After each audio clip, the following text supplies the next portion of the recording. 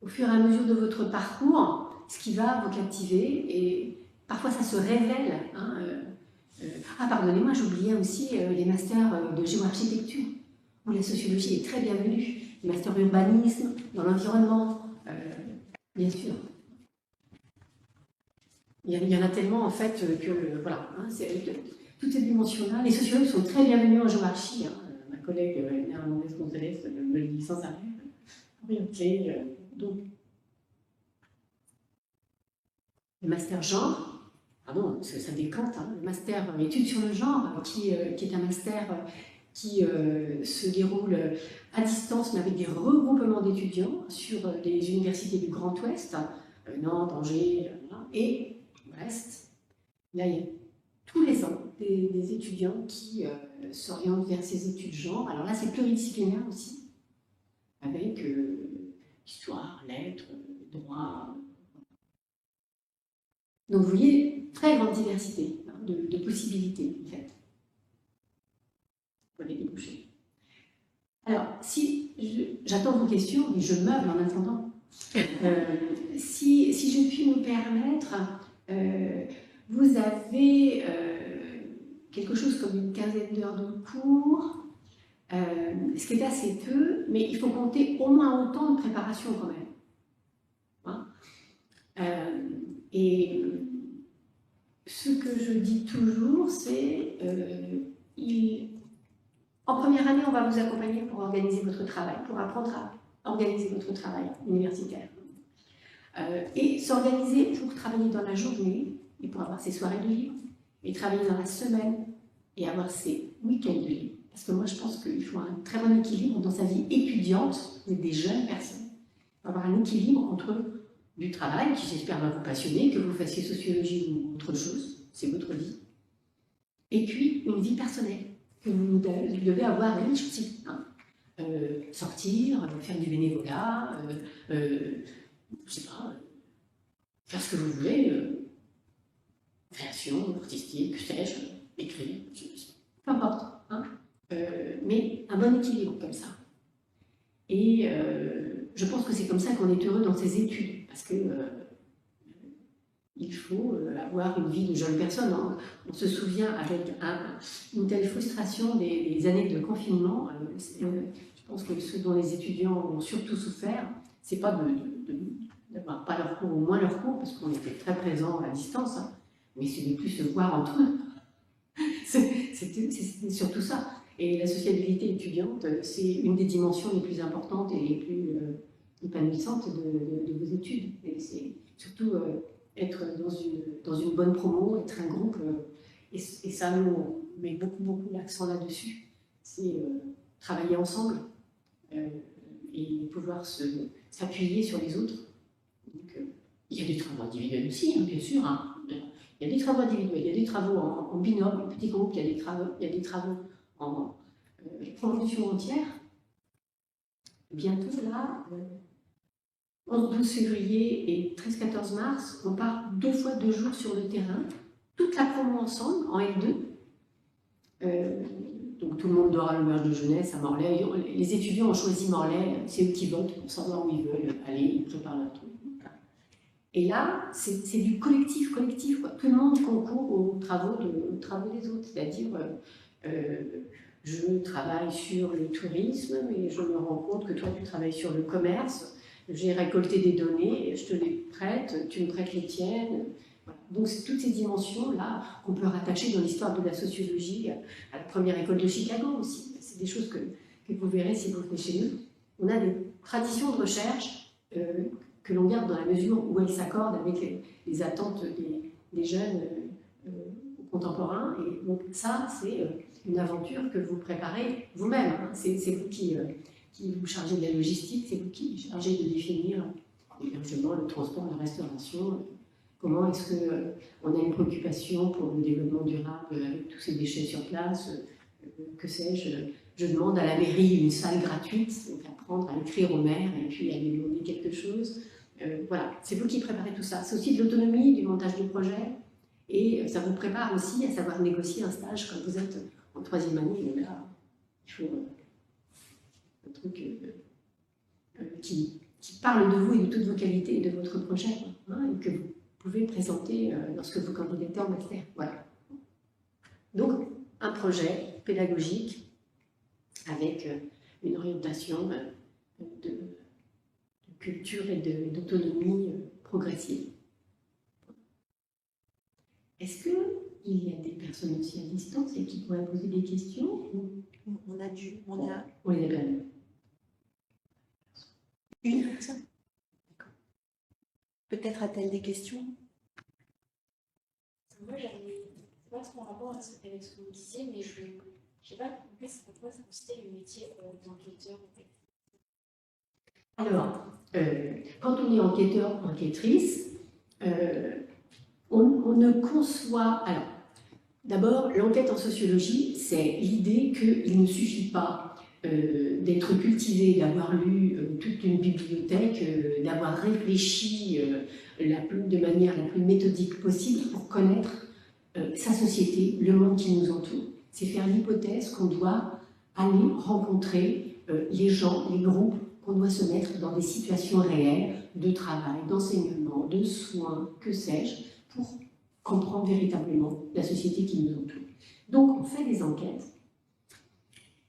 comme je le disais, par entretien, par observation directe, observation participante.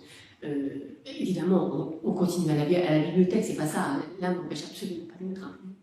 Lorsque l'on est enquêteur, on n'est pas encore, parce qu'on est enquêteur après la licence, on n'est pas encore dans la capacité d'être chargé d'études, ce qui serait plutôt le cas après un master. Donc on n'est pas encore en capacité de concevoir l'enquête véritablement. On travaille toujours en équipe avec des gens qui ont conçu les outils, le questionnaire, le guide d'entretien, que sais-je, mais on est capable de manière autonome d'aller enquêter avec ces outils. Alors l'exemple que je donnais tout à l'heure, par exemple, c'est faire de la relance téléphonique à l'Observatoire de la vie étudiante. On est capable au téléphone de chercher des données auprès d'anciens étudiants, alors en sociologie mais pas que, hein. On est capable comme ça de passer un questionnaire, de bien savoir récolter les réponses. Je donnais aussi l'exemple du recensement, c'est la même chose, hein. Donc vous pouvez être par exemple embauché sur une étude sociologique où on a besoin qu'il y ait des enquêteuristes qui fassent des enquêtes, par exemple partout à Brest ou partout en Finistère, ou, voilà. Votre métier, c'est donc ça, de récolter les données avec des outils qui ont été constitués auparavant. Alors, peut-être que vous allez avoir aussi une dimension, je suis capable de restituer comment s'est déroulée l'enquête, etc. Mais ce ne sera pas vous non plus qui traiterez les résultats. Là, c'est encore une autre étape. Mais je suis capable de manière autonome de recueillir les données. Ça, c'est enquêteur. Ça va très vite, hein. Très vite. C'est un travail passionnant. J'ai des étudiants toujours qui font le recensement et qui me racontent, c'est quand même vraiment super. On rencontre des gens, des situations, on apprend énormément de choses sur soi-même, sur les autres.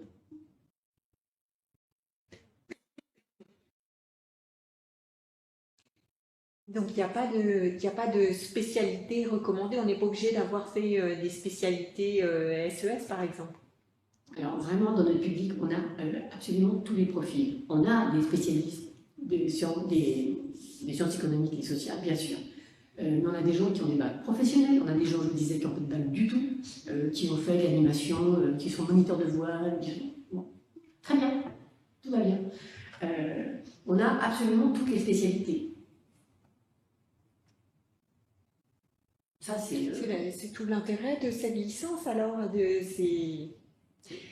dans la mesure où il y a, si vous voulez, c'est pas la même chose que lorsque l'on entre en histoire. On a fait de l'histoire pendant toute sa scolarité. On sait ce que c'est. Là, la sociologie, vous voyez, ça ne vous disait rien. Vous ne saviez pas ce qu'il y avait derrière. Donc, et en fait, nous, on a fait donc ce pari à l'inverse, puisqu'il n'y a pas de filière qui mène directement et électivement à notre discipline, eh bien, ça veut dire que tout le monde peut le tenter. Ça ne veut pas dire que tout le monde réussisse, mais tout le monde peut le tenter.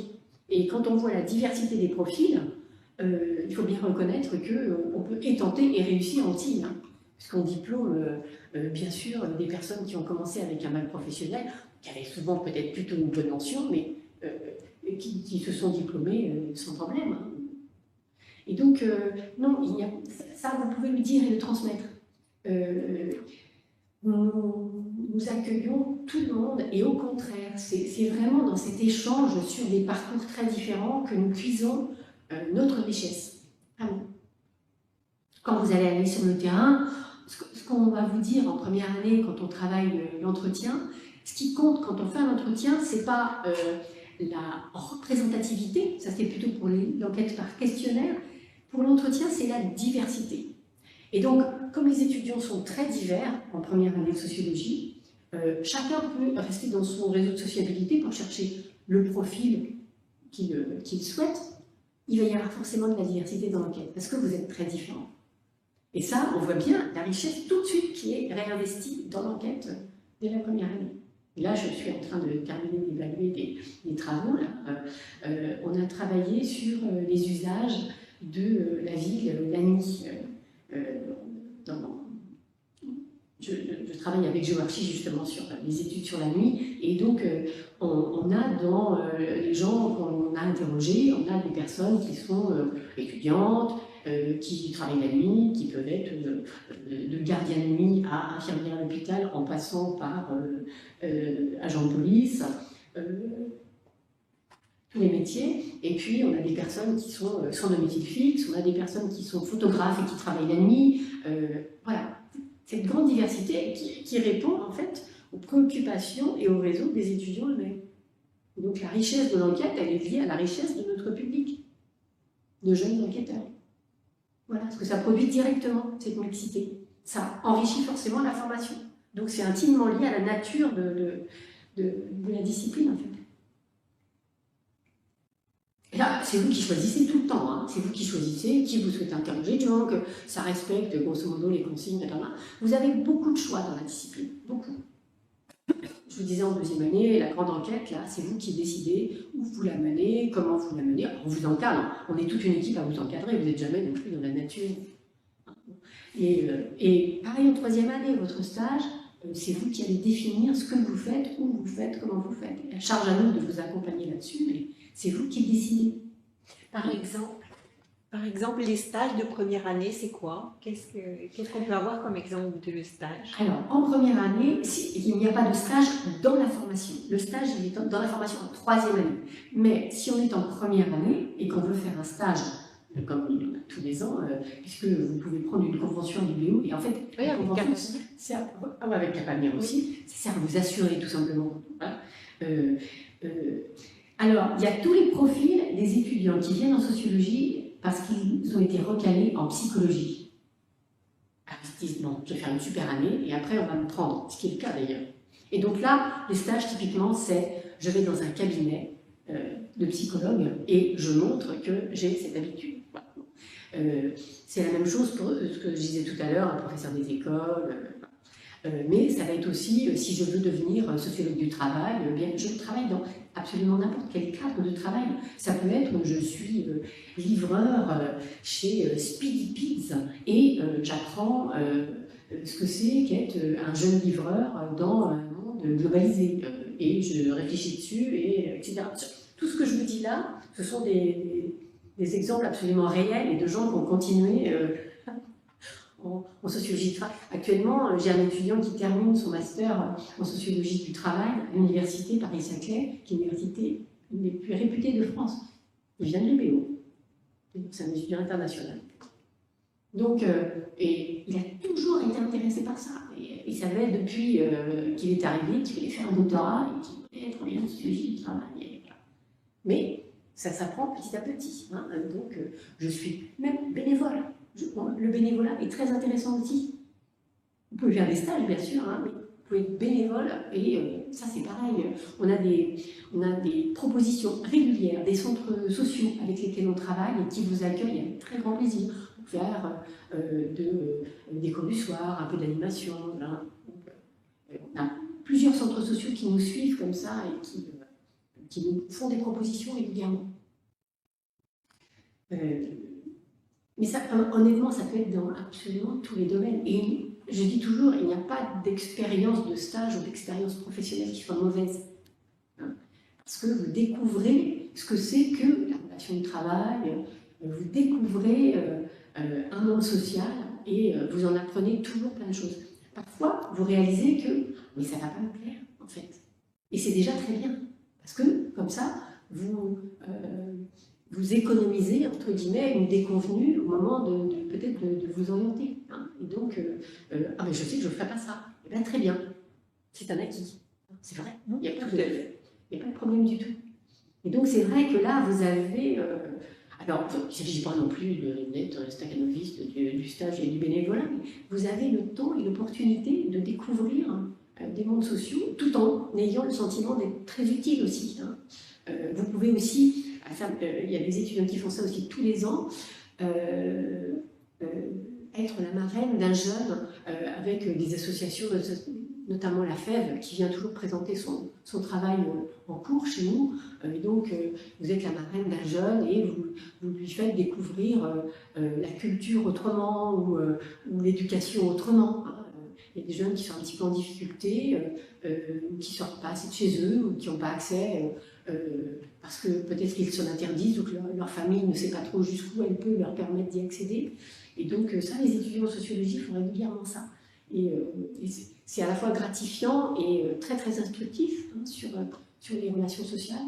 Et donc là aussi, alors c'est vrai que l'enfance, c'est un gros domaine chez nous, hein, et que l'éducation, la jeunesse, c'est des domaines qui sont assez prisés chez nous. Donc voilà, c'est plein d'exemples, stage et ou bénévolat. Ah, tout ça c'est possible et tout ça c'est valorisable au moment de vos candidatures futures, bien sûr. Ou d'une candidature à l'étranger, bien évidemment. Oui, justement, est-ce qu'il y a des possibilités d'aller faire un semestre à l'étranger? Comment ça se passe? Alors, avec le programme Erasmus, vous avez la possibilité, de toute manière, vous avez droit à faire une mobilité d'études en licence, une mobilité d'études en master. En licence, moi, je recommande plutôt une année. Il y a des étudiants qui partent uniquement pour un semestre, puis après, ils me demandent de rallonger le parcours parce que c'est trop bien. Et je vous recommande une année, le temps de vous faire à cette nouvelle société, nouvelle université, découvrir et vous épanouir. Et là, on a plusieurs destinations en Europe, alors beaucoup en Espagne, les étudiants adorent aller en Espagne, à Cadiz, machin, au Portugal, il y en a dans toute l'Europe maintenant avec l'alliance des universités de la mer, avec CIU, on peut aller à peu près partout en Europe, on a des partenaires partout, Pologne, Allemagne, Malte, vous pouvez aller à peu près où vous voulez. Hein. On monte le dossier ensemble, précisément, mais voilà. Et puis, je le disais, vous pouvez aller aux Amériques, et là c'est pareil, c'est extrêmement enrichissant parce que ce sont d'autres systèmes, ce sont d'autres champs d'études. Vous découvrez d'autres spécialités qui enrichissent énormément votre formation. Alors, il y a des bourses d'études. En Erasmus, tout le monde a un petit peu. Il y a toujours des bourses d'études, plus ou moins selon votre niveau de ressources. Si vous êtes boursier, boursière, grosso modo, tout est couvert, votre bourse Erasmus. Quand vous partez aux Amériques, vous avez une aide, mais il faut, je dis toujours aux étudiants, si vous voulez partir aux Amériques, que ce soit au Canada ou en Amérique du Sud, hein, il faut économiser tout ce que vous donne mamie pour Noël, vos amis, vous mettez de côté, et puis vous avez votre projet d'assurer. Il faut économiser un peu. Bon. La vie est plus ou moins chère selon les destinations qu'on a, évidemment. C'est moins cher si on va en Amérique du Sud qu'en Amérique du Nord, par exemple. Mais tout ça, ce sont tous les étudiants qui sont passés par la mobilité d'études sont absolument ravis. Franchement, c'est... Et comment est-ce que ça se passe? Est-ce que si on part un an, est-ce que les cours qu'on suit à l'étranger, est-ce qu'ils valent dans la licence qu'on obtient en France? Tout à fait, excellente question. Oui. on établit ce que l'on appelle un contrat d'études où l'on cherche en partie de l'équivalence, mais en partie aussi de la découverte. C'est tout l'intérêt d'aller à l'étranger, découvrir une spécialité, parce que en Europe, il y a des schémas d'études qui sont assez semblables, mais quand on part au Canada, par exemple, ça n'a rien à voir. Et donc, on est plutôt dans l'idée de découvrir. Là, tout à l'heure, vous avez vu le portrait d'une étudiante, elle est allée se former en études féministes à Montréal. Voilà, elle a fait de la culture, des études féministes, elle a découvert autre chose. Mais si l'UBO est à l'intérieur de ces programmes, ça veut dire qu'on a défini des équivalences. Et donc, l'année à l'étranger, elle sera traduite sur votre relevé de notes de l'UBO. Et donc, vous aurez un relevé de notes qui dira j'ai ma licence 3, par exemple, de l'UBO, mais c'est bien spécifié dessus que vous avez préparé cette année dans une université à l'étranger, et laquelle, et avec quels cours, etc. Donc là, vous avez votre parcours très précisément défini dans votre relevé de notes. Et donc c'est absolument équivalent. Vous avez le même nombre de crédits, on y veille bien sûr, hein. Vous êtes très accompagné par les secrétariats, par les tuteurs universitaires, par nos partenaires, vous êtes très accompagnés. L'UBO fait ça très très bien. Voilà. Et puis on peut vous faire rencontrer des étudiants qui sont partis, vous dire, on peut vous donner des adresses pour qu'ils vous donnent des bons trucs, voilà. Ça, il faut y penser aussi parce que c'est vraiment, je trouve que c'est vraiment extrêmement épanouissant. Alors en master, souvent on part moins longtemps, on part plutôt un semestre. Et souvent c'est pour faire son stage hein, à l'étranger. Et ça, c'est vraiment extrêmement formateur également. Très très chouette. Et là aussi, pour faire du stage, vous avez des aides possibles à l'UBO, des aides financières. Hein, vous avez des bourses de stage spécifiques. Il faut que ça s'accorde avec votre master, mais il y a de plus en plus de masters qui libèrent plusieurs mois d'études pour vous donner la possibilité justement de faire des stages un peu loin de chez vous. Ça peut être aussi en France, un petit peu loin de chez vous. Vous n'avez pas la nécessité de... Alors si c'est ce qui vous plaît, très bien, vous pouvez rester en Finistère par exemple, mais ça peut être intéressant, je pense à une de mes étudiantes qui a fait en fait le même diplôme qu'à Brest, intervention et développement social, master, mais elle a souhaité le faire à Toulouse parce qu'il y avait une spécialité qui lui convenait à Toulouse. Et puis, elle est revenue faire son stage en Finistère parce qu'elle veut se professionnaliser en Finistère, mais elle tire profit du fait d'avoir fait sa spécialité à Toulouse. Et donc, il faut aussi penser la mobilité dans tous les sens. Hein. Et donc, là, c'est super. Elle est allée voir ailleurs, elle revient forte de cette expérience. Et elle continue ici, c'est bien. Donc on peut le penser aussi, retour au Finistère. Et puis ça vous fait rêver, je pense que c'est ça aussi, ça vous fait avancer parce que vous rêvez, vous dites « Ah, c'est super, je vais faire des trucs. » Voilà. Je pense qu'il faut que les études, ça va être du travail, mais il faut que ce soit aussi beaucoup de plaisir, sinon le corps souffre, l'esprit souffre. Voilà. Si vous avez des projets échelonnés, en deuxième année, la grande enquête, en troisième année, je fais mon stage, et puis je pars à l'étranger peut-être. Donc, ça vous pousse, ça vous porte. Donc, il faut penser les choses comme ça, je crois. En tout cas, votre enthousiasme nous donne envie de faire de la sociologie. Ah, alors vous allez trouver, mais il n'y a pas que moi, hein, vous allez trouver une équipe très enthousiaste, hein, vraiment. Hein. Alors, bon, j'ai des jeunes collègues absolument merveilleuses, formidables. Lila Trivedi-Carache, qui est une jeune politiste qui travaille socio de la jeunesse, socio de l'éducation, et puis Suzy Bossard, qui est spécialiste du handicap, qui sont des jeunes collègues absolument merveilleuses. Des vieilles collègues qui sont pleines d'expérience et qui vont vous transmettre aussi toute leur expérience et leur enthousiasme de sociologue, jamais épuisé et jamais déprimé. Non, ça va aller. Non, on est une équipe, je crois, très soudée, ouverte sur les autres disciplines et c'est parce qu'on est soudés qu'on est enthousiaste aussi. Bon, c'est parce qu'on peut s'appuyer les unes sur les autres. Hein. Il y a des petits moments un peu désolants, je ne vais pas vous le cacher.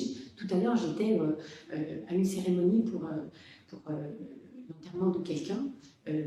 qui nous est proche. Et alors, bon, j'y vais et ma collègue me dit « Ah, tu vas pas toute seule, hein, je vais avec toi. » Bon, c'est des petites choses, hein, mais ça vous donne l'esprit de la discipline. Hein, c'est-à-dire, on fait attention les uns aux autres.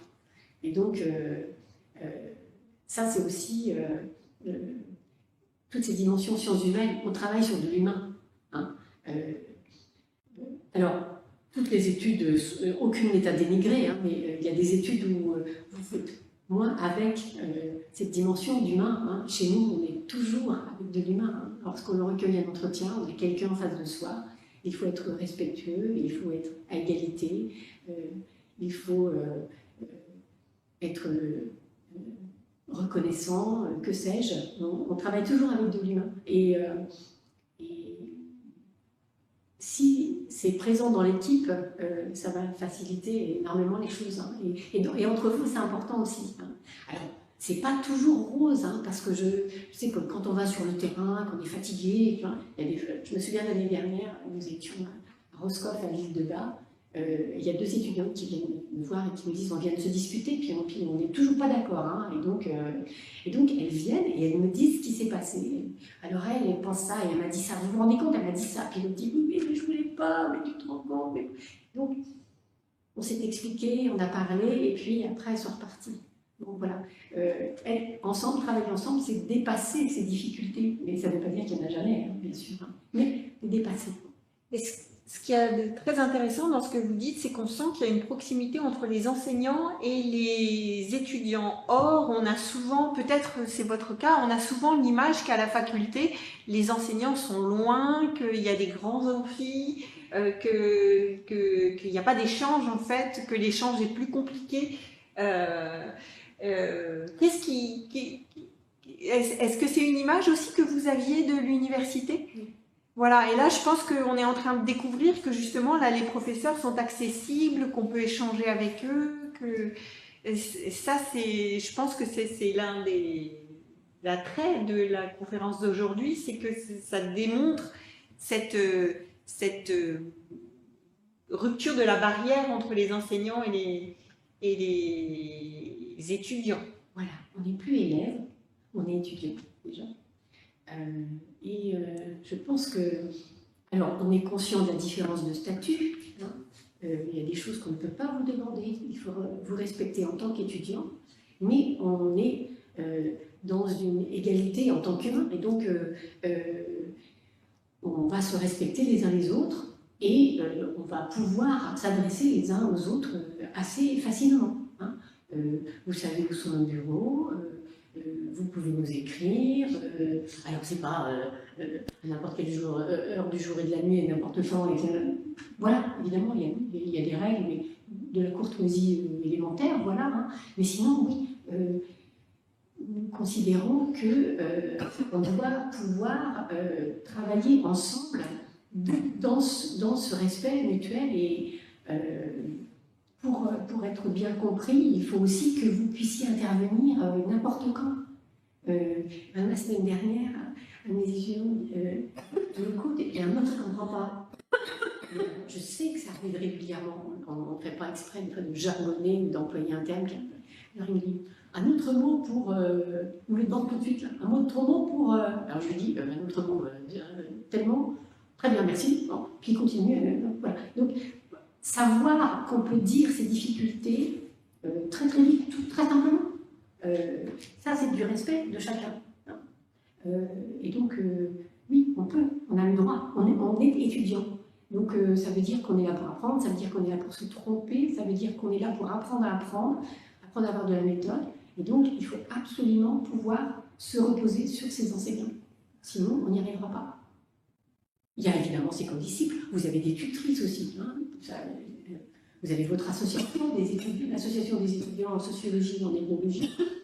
Vous avez des tutrices universitaires, des jeunes personnes, je dis tutrices parce qu'en ce moment ce sont des jeunes femmes qui sont en master IDS en l'occurrence, et qui sont là pour vous, qui sont très très dédiées, qui sont des jeunes femmes, des intellectuelles, des femmes brillantes, et qui sont là. Et pour à peu près n'importe quelle question, franchement. Et donc il y a toujours quelqu'un à qui parler, et de quelque question que ce soit. Vous avez aussi bien évidemment des psychologues, vous avez des médecins, vous avez il y a plein d'interlocuteurs, hein. Mais l'équipe pédagogique doit être là pour vous, bien sûr, et c'est le cas. Alors, qu'est-ce que je peux vous dire? Là-haut, vous avez des jeunes gens, notamment Lola Guillon, elle prépare sa thèse, Manuel Saluquet prépare sa thèse aussi, Clément Desbruyères vient de soutenir sa thèse, Aurélie Stern, c'est une jeune femme qui vient de soutenir sa thèse aussi comme Clément, et elle nous vient de l'université de Galatasaray en Turquie, elle est là pour un contrat d'1 an, peut-être renouvelable. Et donc, cette équipe, elle est vraiment très diverse aussi en termes d'âge, de statut, de moment où on en est, de sa formation professionnelle. Et c'est aussi ça la richesse, hein, cette diversité-là de statut, des jeunes gens qui vont pouvoir vous donner l'actualité de leur recherche, qui vont en fait baliser le parcours. Vous n'êtes pas très très loin de vos tutrices qui sont en master, et finalement, du coup, vous n'êtes pas très très loin de vos enseignants qui sont en doctorat. Vous n'êtes pas très très loin de tout ça, hein, et donc ça vous ouvre aussi des horizons. Il y a des collègues, là, ce sont mes anciens étudiants, bien sûr. Même des vieux, parce que moi je suis vieille. Donc Clément, c'est un de mes anciens étudiants. Marie-Laure, c'est une de mes anciennes étudiantes. Voilà, c'est rigolo. Donc il y a cette potentialité, hein. Les étudiants sont potentiellement des enquêteurs, des chercheurs, des collègues. Assez vite, hein, parce qu'on le voit très très vite avec les tutrices qui sont sur des vraies études, des fois des études européennes, et bon, voilà, en master, on peut donner des cours, hein. Dès le master 2, on peut donner des cours déjà, hein. Donc voilà. Donc oui, il faut, alors, de la proximité, c'est pas... on a d'autres manières sans doute, hein. Je suis investie dans des programmes d'échange avec l'Argentine notamment, et je sais que mes collègues argentins, leurs étudiants, on s'embrasse, on se dit tu, nous on n'est pas comme ça, hein. On vous dit vous, bien sûr, et puis on ne vous prend pas dans nos bras tout de suite, mais par contre on a une proximité respectueuse, voilà. Mais c'est facile de s'adresser à nous. On a parlé tout à l'heure, vous avez vu que c'était pas... Ça ne veut pas dire qu'il y a de l'irrespect, hein, mais on peut se parler, quoi. Bon, il ne faut pas non plus que je vous... J'ai tenu plus d'1 heure, il y a assez de renseignements. La dernière chose que je vous conseillerais, c'est si cela vous plaît, si vous en avez envie, c'est de venir en pause ouverte. Parce que là, il y a vraiment une très grande diversité de propositions. Et puis, dernière chose, de venir en auditrice libre à un cours. Justement, je vais vous montrer tout à l'heure sur le site de Cap Avenir, il y a la possibilité de participer à des journées d'immersion qui sont organisées la semaine du 11 février. C'est-à-dire que vous pouvez venir assister à des cours, que ce soit des cours magistraux en amphi ou des travaux dirigés en petits groupes. Et il y a encore des places disponibles. Les inscriptions, je vais vous montrer sur le site tout à l'heure où ça se trouve. Les inscriptions se font jusqu'à la fin de la semaine. Et donc, il y a encore de la place. Et si jamais vous n'y arrivez pas, vous pouvez vous pointer chez nous. L'université publique est ouverte à tous. À partir du moment où il y a de quoi s'asseoir, c'est pas du tout gênant. Donc, vous pouvez venir comme ça. Il y a des personnes âgées qui viennent, il y a des jeunes personnes qui viennent. L'université est ouverte à tous. Donc, vous pouvez faire ça aussi. Et ça, c'est drôlement intéressant parce que vous vous rendez compte assez vite. Ça me plaît pas. Oh, c'était pas ce que je pensais. Ou bien, ah, c'est super. Il y a des étudiants qui viennent en éditeur libre et puis qui s'inscrivent tout de suite après. Ça m'est arrivé cette année-là. Donc, ça veut dire que c'est efficace. Parce qu'on voit tout de suite. Il ne faut pas hésiter. En sociologie ou n'importe où ailleurs, hein, bien sûr, hein, vous n'avez pas fait votre choix encore, vous pouvez faire absolument plusieurs disciplines, voilà, vous pouvez.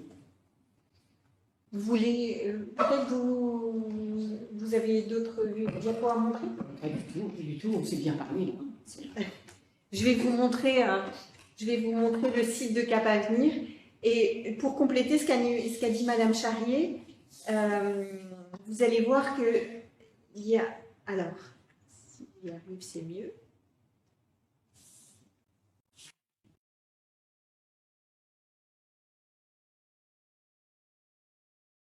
Donc Cap Avenir, je vous l'ai dit, c'est le service d'orientation de l'université. Et sur le site de Cap Avenir, on a une rubrique à destination des lycéens. Donc, et si vous voulez venir passer une journée d'immersion, assister à des cours dont le programme nous a été donné, vous cliquez là-dessus sur immersion individuelle et d'ici la fin de la semaine vraiment.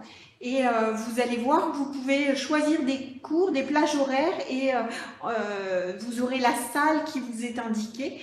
Et vous pourrez vous rendre dans la semaine du 10 février, vous pourrez vous rendre au cours en complément d'être auditeur libre, comme l'a précisé. Et peut-être que vous aurez la chance de rencontrer des étudiants aussi. Ah oui, bien sûr. Et de discuter avec eux. Oui, parce que ça c'est...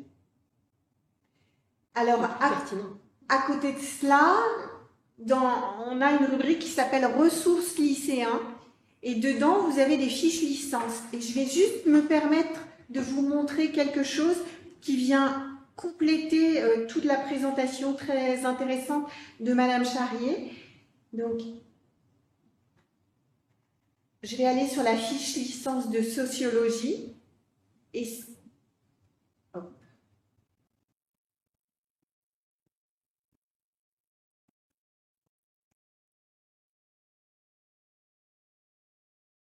Vous voyez l'offre hein, qui est quand même super. Il y a du choix quand même. Et là, vous avez tout un descriptif de la licence de sociologie, donc qui vient en complément de ce qui a été présenté. Et il y a notamment, alors j'espère que je vais la trouver, le programme des premiers semestres, des deuxièmes semestres, et puis ce que vous disiez Madame Charrier, c'est-à-dire ce que deviennent les étudiants qui ont fait cette licence. Et vous avez une rubrique qui s'appelle les débouchés, sur laquelle il y a une carte mentale des différents métiers vers lesquels peut mener la licence. Donc voilà, ça se présente comme ça, vous avez la licence de sociologie au milieu, et puis vous avez différents types de métiers qui vous sont proposés. Donc ça peut permettre, en complément de ce qu'a très bien dit Madame Charrier tout à l'heure, de vous projeter un petit peu, de vous rendre compte. Et si vous cliquez sur... si vous allez sur un métier, vous cliquez sur le petit carré qui est en bout et ça vous donne des exemples de masters qui mènent à ce métier-là, un descriptif du métier. Donc voilà, je voulais vous montrer ça en complément de ce qui a été dit. Super. Ça, c'est un outil, en général, ça plaît aux parents. Et puis, sur le site... J'espère que ça vous plaît aussi. C'est le plus important, c'est que ça vous plaise à vous. Oui, quand même. C'est un peu votre avenir à vous. Hein. Okay. Et puis, Madame Charrier vous a très bien parlé tout à l'heure des enquêtes de l'Observatoire que vous retrouvez ici sur le site de Cap Avenir pour savoir ce que deviennent les étudiants. Donc, vous retrouvez toutes ces enquêtes ici. Donc, savoir vers quel master se sont orientés les étudiants en sociologie, dans quel type de structure ils ont fait leur stage, vers quels emplois est-ce qu'ils travaillent. Donc, vous trouvez tout ça ici. Voilà. Alors, j'imagine que ça a suscité plein de questionnements chez vous. Peut-être avez-vous des questions complémentaires à poser? En général, pas à chaud, là. Hein, parce que... Non, vous allez décanter tout ça, puis vous allez voir plein d'autres choses. Ça, il faut rencontrer, il faut voir. Samedi, les portes ouvertes. Ah, je pense que c'est vrai. Ouais, c'est super un vrai truc. C'est super important. Les étudiants, les assos, vous voyez, ça vous donne une idée de la vie étudiante aussi. C'est portes ouvertes, c'est une autre dimension. C'est sympa les portes ouvertes. On vous remercie en tout cas, puis on espère que cette conférence aura permis de répondre à vos questions. Alors, n'hésitez pas à en parler autour de vous, les choses qui vous semblent importantes à transmettre à vos condisciples. Voilà.